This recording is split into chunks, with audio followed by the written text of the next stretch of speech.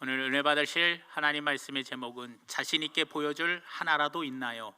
자신 있게 보여줄 하나라도 있나요? 라는 제목으로 하나님 말씀을 전하려고 합니다. 2주간 너무 여러분들이 듣기 힘든 설교를 했기 때문에 오늘은 편안한 마음으로 여러분 듣기 겁나게 좋은 설교를 하려고 합니다. 그러니 오늘 말씀을 통해서 마음 편안하며 내 자신을 돌아볼 수 있는 시간 되기를 간곡히 바랍니다. 우리가 운전을 하다 보면 벌금을 내기도 합니다. 고인물을 운전하고 가다가 고인물을 튈 경우에 2만 원의 벌금을 내고, 그리고 전조등을 켜고 가지 않으면 2만 원의 벌금을 냅니다. 그리고 끼어들기 하면 3만 원, 그리고 엔진을 공회전시키면 4만 원의 벌금을 냅니다. 그런데 이 벌금의 액수도 좀 큰 게 있습니다. 버스 전용 차선이라든지 역주행, 또 60km 이상 초과를 하면, 속도가 초과가 되면 거의 10만 원, 막 10만 원이 넘어가기도 합니다. 그리고 택시 같은 경우는 쉬는 날 운행을 하면 거의 벌금이 200만 원 가까이 갈 정도로 어마어마하게 벌금을 맞기도 한다고 합니다. 근데 하나님께서도 마찬가지입니다. 우리가 한 해를 살아오면서 하나님은 우리에게 때로는 경고를 주시기도 하고, 때로는 벌금을 주시기도 하고, 때로는 벌점을 주시기도 하더라는 거예요. 그런데 제가 오늘 여러분들에게 말씀드리고 싶은 것은, 꼭 하나님은 우리에게 벌금, 벌점, 그리고 어떤 경고를 주시는 분이기도 하지만 또 우리에게 상을 주시기를 원하는 분이 하나님이시라는 거예요. 우리에게 복을 주시기를 원하는 분이 하나님이라는 거예요. 보잘것없는 우리라 할지라도, 내세울 것이 없는 우리라 할지라도, 한 가지 칭찬받을 만한 일, 하나님 앞에 한 가지 잘한 일이 있으면 하나님은 그 잘한 일에 대해서 반드시 상을 주시는 분이라는 겁니다. 우리가 조금만 잘한 것이 있어도 어떻게든지 하나님은 그것을 구실 삼아, 그거를 핑계 삼아 억지스럽게라도 우리에게 상을 주시려고 애쓰는 분이 우리 하나님의 사랑이라는 겁니다. 사실 우리 모두는 하나님 앞에 지난 1년 동안 잘했다고 할 수 있는 게 없습니다. 사람들 앞에서는 그래도 나 이렇게 했잖아, 사람들 앞에서는 자랑할 게 있고, 사람들 앞에서는 내세울 게 좀 있는지 몰라도, 내가 하나님 앞에 가만히 보면 하나님은 내 중심을 다 아시고, 그리고 하나님은 나의 마음을 감찰하시기 때문에 어떻습니까? 우리는 하나님 앞에 어떻게 보면 내세울 것 없는 그런 사람들이에요. 하나님께 맞아도 되게 맞아야 하고, 회초리로 맞아야 하고, 그리고 손 들고 하나님께 엎드려 뻗쳐도 하고, 손 들고 기합도 받아야 하고, 진짜 하나님께 얻어 터질 게 참 1년 동안 살아오면서 많았더라는 거예요. 원망도 했고, 불평도 했고, 그리고 기도도 제대로 하지 아니하고, 하나님의 영의 양식을 먹지도 않고, 예배를 드릴 때 소홀히 여기고, 그리고 찬양할 때 딴 생각으로 찬양하며, 정말로 전도하라고 했는데 예수 그리스도의 이름을 전하지도 않고, 정말 어떻게 보면 지난 1년 동안 나의 살아오는 삶을 보면 하나님 앞에 감히 내세울 게 없는 그런 사람들이었더라는 거예요. 그런데 우리가 올 1년 동안 이렇게 하나님께서 은혜 베풀어 주시고, 올 1년을 이렇게 하나님께서 은혜 가운데 지켜주시고 인도하여 주신 것이 바로 나에게 하나님 앞에 내가 잘한 것 한 가지, 뭔가 복받을 만한 것 한 가지를 하나님은 보시고 우리를 참아주시고, 우리를 인내해 주시고, 때로는 우리에게 용서해 주시고, 그리고 우리를 지키시고, 그리고 우리에게 평강으로 인도하여 주시더라는 거예요. 참 우리 주변을 보면 이상한 일이 참 많아요. 나 자신을 보더라도 하나님 앞에 정말 잘할 게 없고, 잘한 게 없고, 내세울 게 없는데도 하나님은 나를 여기까지 인도하여 주셨잖아요. 나를 이렇게 건강하게 지켜주셨잖아요. 어떻게 나에게, 또 내 주변에 어떻게 그런 일들이 벌어지냐는 거예요. 어떻게 저 사람은 복을 받을 수 있냐라는 거예요. 사람의 눈으로 볼 때는 저 사람 진짜 예배도 제대로 안 드리고, 정말로 속도 썩이고, 정말로 참 모지는데 어떻게 이런 사람이 복을 받고, 이런 사람을 하나님은 그냥 한 대 탁 때려버리면 얼마나 좋겠나. 그런데도 그런 사람 때리지 않고 하나님은 그 사람을 이렇게 좋은 곳으로 인도하여 주시더라는 거예요. 왜 그럴까? 하나님은 그 사람에게 좋은 거, 마음에 든 거 한 가지를 발견하시고 하나님 그 좋은 거 하나를 핑계로 그거를 구실 삼아 하나님은 복을 주시기를 원하기 때문이라는 거예요. 상이 아니라 벌을 받아야 마땅한 사람인데 하나님은 그 좋은 거 한 가지를 발견하시더라는 겁니다. 아브라함을 보십시오. 아브라함은요, 자기 부인을 2번이나 누이라고 거짓말 쳤어요. 하나님은 가나안 땅에 가가지고 그곳에서 정착하라고 했는데 말도 안 듣고 먹고 살기 힘들다고 기근이 왔다고 애굽으로 내려간 사람입니다, 여러분. 그런데 하나님은 누이라고 2번이나 속인 그를 하나님은 뭐예요? 복을 주셨어요, 오히려. 그리고 오히려 아브라함을 하나님께서 뭐예요? 인정해 주셨어요. 그거 왜 그러냐? 아브라함이 비록 부인을 누이라고 2번이나 속이고 애굽 땅으로 내려갔지만, 하지만 아브라함에게는 가는 곳마다 하나님께 제단을 쌓고 제사를 드린 예쁜 구석이 하나라도 있었기 때문에 하나님은 그 예쁜 구석을 보시고 복을 주시더라는 겁니다. 야곱을 보십시오. 얼마나 비열하고 얼마나 야비한 사람입니까? 세상에 형의 약점인 배고픔의 약점을 이용해가지고 팥죽을 주어가지고 팥죽을 통해서 장작분을 사버리는 사람이에요. 그리고 자기 아버지를, 눈이 어둡다고 자기 아버지를 속여서 형의 축복권을 또 축복을 가로챘어요. 그리고 외삼촌이 20년 동안 길러줬는데 자기 딸을 2이나 줬는데도 이 예삼촌의 뭐예요? 배은만덕, 배신이죠. 야밤에 그 재산 싹 갖고 도망가 버렸어요. 정말 비열하고 야비한 그런 야곱. 더군다나요, 야복강에서 절정의 악한 모습을 보여주잖아요. 형이 죽인다고 군사를 이끌고 오니까 야복강 이쪽 편에서 어떻게 야비하게 구냐, 먼저 짐승들 보내고 그 다음에 종들 보내고 그 다음에 세 번째, 네 번째 부인 비라하고 실바, 그죠? 비라하고 실바를 자기 그 자식들, 고 비라, 빌바, 실제 그 자식들을 먼저 보내고 그 다음에 자기가 사랑한 라헬은 나중에 보내고 먼저 네아가 낳은 자식들 먼저 보내고 그리고 난 다음에 라헬과 그의 아들 요셉과 그리고 베냐민을 보내더라는 거예요. 그리고 난 다음에 자기가 맨 마지막에 건너갑니다.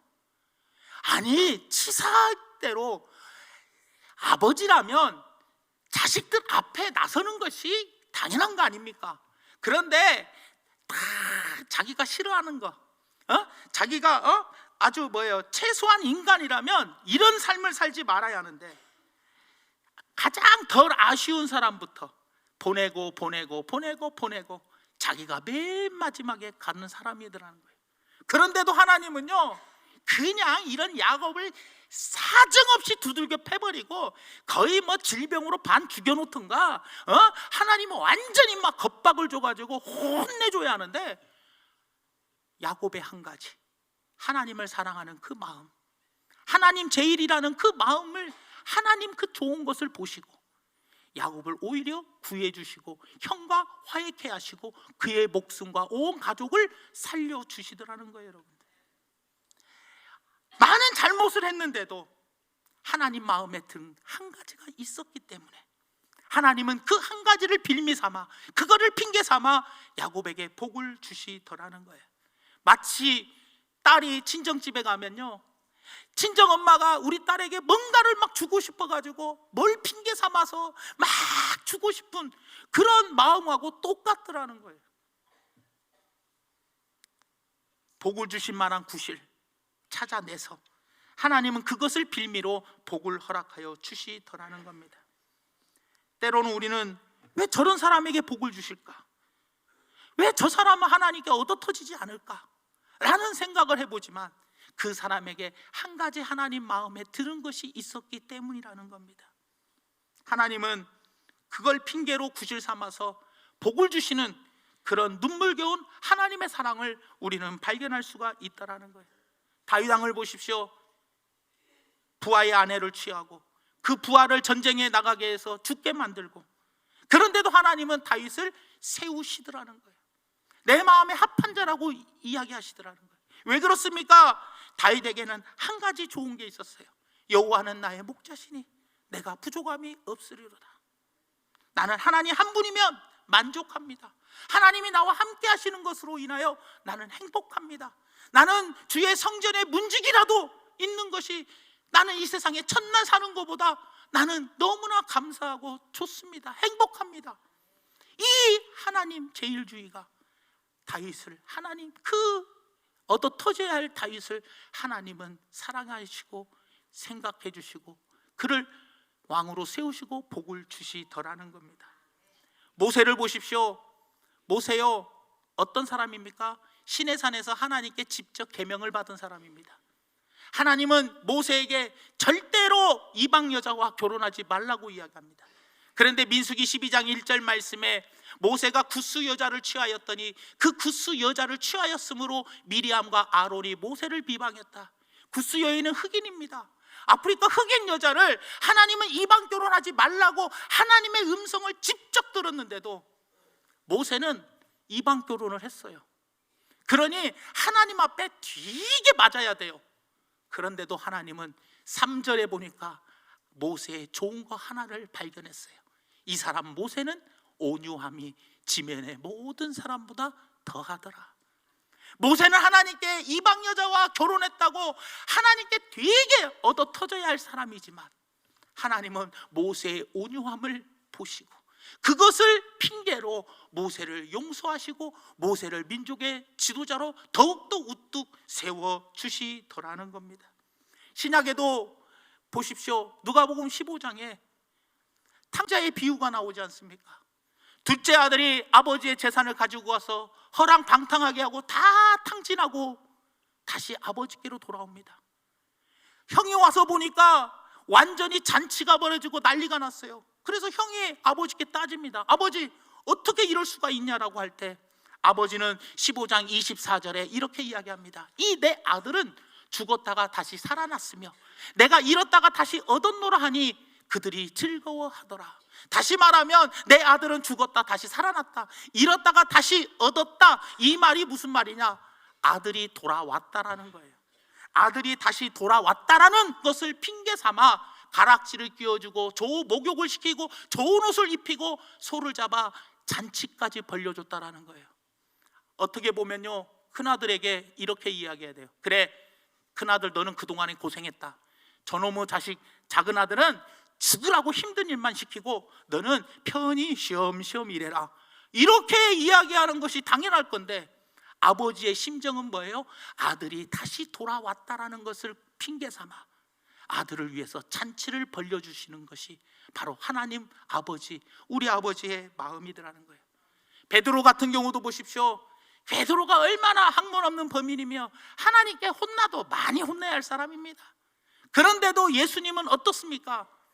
내가 사람들이 나를 누구라 하느냐 할 때 예수님은, 아니 베드로는 뭐라고 이야기합니까? 주는 그리스도시요 살아계신 하나님의 아들입니다. 이 고백이 파요나 시모나 내가 복이 있도다, 이를 알게 하시는 이는 바로 하나님 아버지다. 그러면서 자랑과 한 가지를 칭찬하시고 내가 너에게 천국의 열쇠를 주겠다, 이 반석 위에 교회를 세워주겠다, 음부의 권세가 이기지 못하겠다. 그 신앙 고백 하나를 핑계 삼아 베드로에게 천국의 열쇠를 허락하여 주시고 그를 통해서 교회를 세워나가게 해 주시더라는 겁니다. 성경에서 하나님의 복을 받은 사람들은요, 모두가 잘해서 정말 열심히 잘해서가 아니라 많은 잘못들을 했지만 그 중에서 하나님 마음에 든 거 한 가지가 있었기 때문에 하나님은 그 한 가지를 보시고 기뻐하시고 그 한 가지를 통해서 그 한 가지를 빌미 삼아 복을 주시고 때로는 용서도 해 주시더라는 겁니다. 우리나라 또 마찬가지 아닙니까? 하나님, 한국교회가 이렇게 많은 손가락질을 받는다 할지라도 그래도 하나님은 이 나라와 이 교회를 하나님은 반드시 세워주시고 복을 주실 거라고 나는 확신합니다. 왜냐? 아직은 전 세계에 한국교회 같이 새벽을 깨우는 교회는 없다라는 거예요. 우리가 새벽 기도를 하고 새벽을 깨우는 그 좋은 한 가지가 있기 때문에 하나님은 우리 교회와 이 나라에 반드시 복을 주실 거라고 저는 믿습니다. 에레미야 5장 1절 말씀에 이렇게 이야기합니다. 너희는 예루살렘 거리로 빨리 다니며 그 넓은 거리에서 찾아보고 알라. 너희가 만일 정의를 행하며 진리를 구하는 자를 한 사람이라도 찾으면 내가 이 성읍을 용서해 주겠다. 하나님은요 어떻게 합니까? 죄 지은 이스라엘 백성들을 용서해 줄 핑곗거리를 찾아야 돼요. 용서해 줄 핑곗거리가 바로 무엇이냐? 정의를 세우고 진리를 행하는 사람 한 사람만이라도 찾아오면 내가 이 성읍을 멸하지 않고 용서해 주겠다. 하나님의 마음이 이런 마음이라는 거예요. 창세기 18장 26절부터 32절까지 쭉 보면은요 뭐라고 이야기하느냐? 여호와께서 이르시되 내가 만일 소돔 성읍 가운데서 의인 50명을 찾으면 그들을 위하여 온 지역을 용서하리라. 28절에도 45명을 찾으면 멸하지 아니하리라. 그 다음에 또 몇 명 40명으로 말미암아 멸하지 아니하리라. 그리고 30명을 찾으면 멸하지 않겠다라는 거예요. 거기에다가 20명으로 말미암아 그리하지 아니하리라. 그러면서 30절에 나중에는 뭐라고 이야기합니까? 아브라함이 또 이르되 주는 노하지 마옵소서 내가 이번만 더 아뢰리이다. 거기서 10명을 찾으시면 어찌하려 하시나이까? 이르시되 내가 10명으로 말미암아 10명 때문에 멸하지 아니하겠다. 하나님은 소돔과 고모라를 멸하지 아니할 어떤 핑계를 찾는데 10명만이라도 찾아와라. 50명, 45명, 40명, 30명, 20명, 10명이라도 찾아오면 내가 멸하지 않고 용서해 주겠다. 하나님께 우리가 용서받을 핑계거리가 과연 우리에게 있냐라는 거예요. 문제는 우리입니다, 여러분.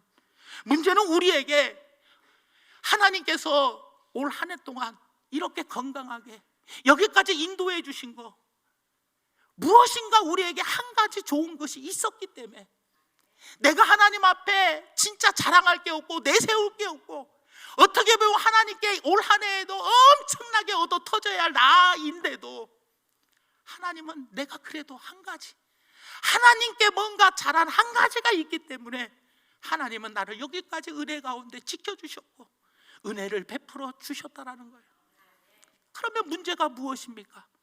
나에게 그 한 가지가 없다면 어떻게 되겠냐는 거예요. 열왕기하 20장 1절에서 3절 말씀에 보면 히스기야 왕이 죽을 때가 됐어요. 그때 히스기야가 병들어 죽게 되매 아모스의 아들 선지자 이사야가 히스기야에게 가서 그에게 이르되 여호와의 말씀이 너는 집을 정리하라. 내가 죽고 살아나지 못하리라. 너 반드시 죽는다. 그랬더니 그 말을 듣고 히스기야가 낯을 벽으로 향하고 여호와께 기도하여 이르되 뭐라고 기도했느냐?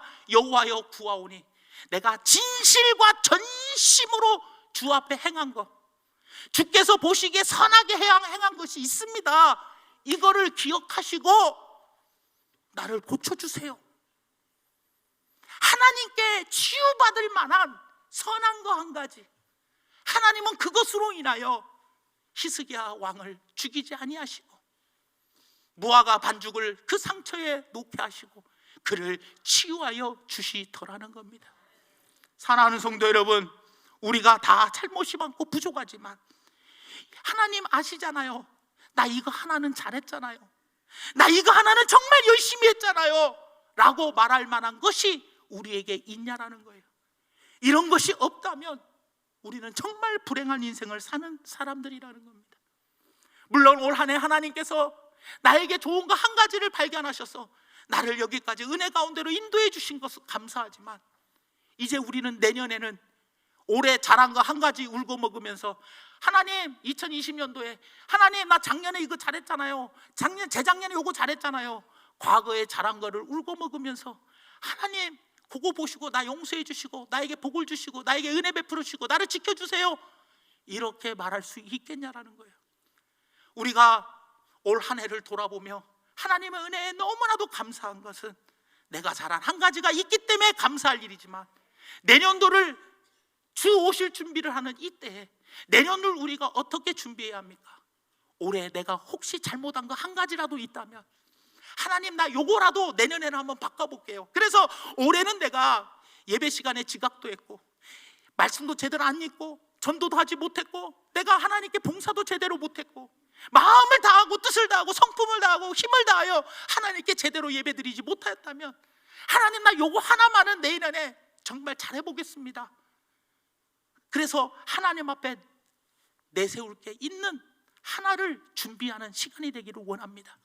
그래서 2020년도에도 아무 탈 없이 하나님께 얻어 터지지 않고, 내가 너 작년에 2019년에 요거 못했는데 2020년도에는 네가 진짜 요거 하나 잘했기 때문에 내가 요걸로 인하여 너 용서해주고, 내가 요걸로 인하여 너 딱지 끊고 벌금 내고 벌점 주고 면허 취소당하고 구속시켜야 하는데, 내가 너 요거 하나 때문에 용서하고, 내가 너 2019년보다 2020년도에 요거 잘했기 때문에 내가 요거 하나 때문에 너에게 복을 주고 너를 지키고 너에게 함께 해주겠다. 민수기 6장 24절에서 26절에 뭐라고 이야기합니까? 하나님 너를 지키시기를 원하고, 너에게 복을 주시고 너를 지키시기를 원하고, 너에게 은혜 베풀어 주시기를 원하고, 너에게 하나님은 복을 주시기를 원하는 분, 너에게 평강 주시기를 원하는 분이 우리 하나님이시라는 거예요. 그러니 사랑하는 여러분, 올 한 해를 감사함으로 마무리 잘 하시고, 다시 오실 주님을 우리가 사모하면서 그 주님을 맞이하려면 올해 못한 거 한 가지라도 내년도에 하나님 내가 요렇게 열심히 잘하겠습니다 다짐하고 결단하고, 그리고 2020년도에는 올해보다 한 가지라도 하나님 앞에 하나님 나 때리지 마세요, 나 하나님께 작년보다 잘한 거 요거 하나라도 있지 않습니까? 하나님께 내세워 드릴 거 하나를 딱 내세워 드려서 히스기야처럼 질병에서 치유 안 받고, 그리고 하나님의 보호하심을 받고, 그리고 하나님의 은혜와 하나님의 평강을 받아 누리시는 우리 중앙교회 성도님들 되시기를 예수님의 이름으로 간절히 축원드립니다. 사랑의 하나님, 참으로 고맙고 감사합니다. 오늘 말씀의 제목처럼 나에게 보여줄 하나라도 있나요? 하나님께 내세울 거 하나라도 있는지 우리 스스로를 돌아볼 수 있는 복된 시간 될 수 있도록 은총 내려 주시옵소서. 올 한 해도 하나님이 인도하여 주신 크신 은혜 너무나도 감사드리고, 그 한 가지로 인하여 내가 여기까지 무사히 하나님의 은혜로 여기까지 왔지만, 내년도에도 하나님 앞에 잘할 거 한 가지, 올해보다도 올해 잘못한 거 한 가지라도 바꾸어서 내년에 나 요것도 잘했잖아요 하고 잘할 거 하나라도 하나님께 보여드리고 내세워드려서 용서함 받고 보호하심 받고, 그리고 복을 받고 은혜 받고 평강을 누리는 우리 모든 성도들에게 함께하여 주시옵소서. 이 모든 말씀 예수님의 이름으로 간절히 기도 올려옵나이다. 아멘.